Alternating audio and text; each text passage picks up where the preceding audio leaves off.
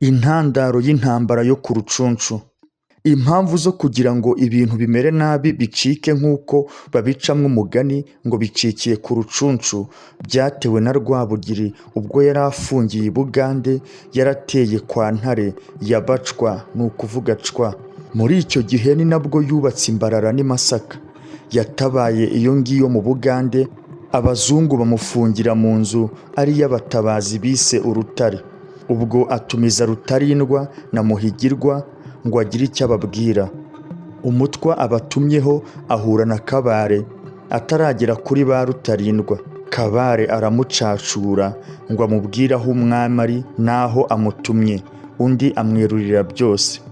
Kabare rero ageze inyuma y'urugi ku muryango w'inzu Rwabugiri yari arimo, undi amutekerereza agira ngo arabwira abahungu be ati nimara gutanga muzice Abega mubikize.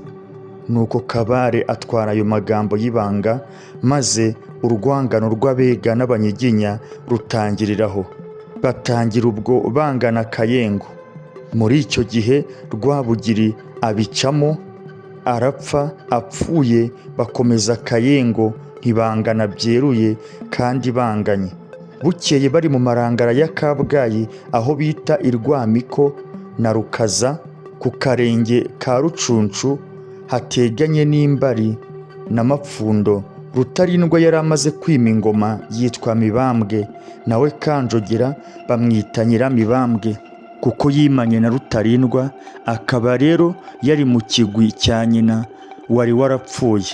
Abanyiginya bakomeza kubangamirwa bakagira bati tuzica Abega nk'uko Rwabugiri yabivuze.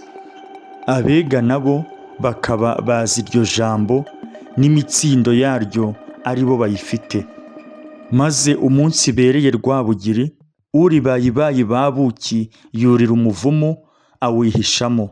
Rutarindwa aramubona, ashinga Mugugu urwara ati ndebera uriya muntu uri mu muvumu. Mugugu ntiyamubona neza, hari hatarabona neza, hakiri mu museso w'umuseke. Ati shahu ubonye ari nde? Amwongorera. Undi ati simumenye.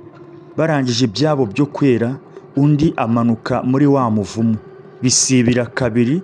Ku munsi wa gatatu Rutarindwa agira Muhigirwa, agira Karara, agira Mugugu na Bayibayi ati nimwende hano.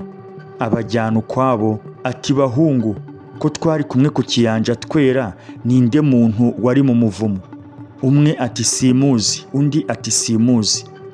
Ati nawe Bayibayi ntumuzi? Bayibayi ati simuzi. Ati rahira umwami. Undi ati naroraga ibyo mukora. Ati se shahu ko amatsiko yica, uwaba yaragize umuheto akakurasira muri kiriya giti wari kubuziza iki? Undi ati nari kuba ndenganye ngapfa. Ati ariko ari wowe wiyishe. Rutarindwa ahindukirira Mugugu ati se Mugugu, ko wowe twari kumwe narakubajije umbwira ko ari nde? Undi ati nakubwiye ko ntamumenye. Rutarindwa ati ko njye namumenye se?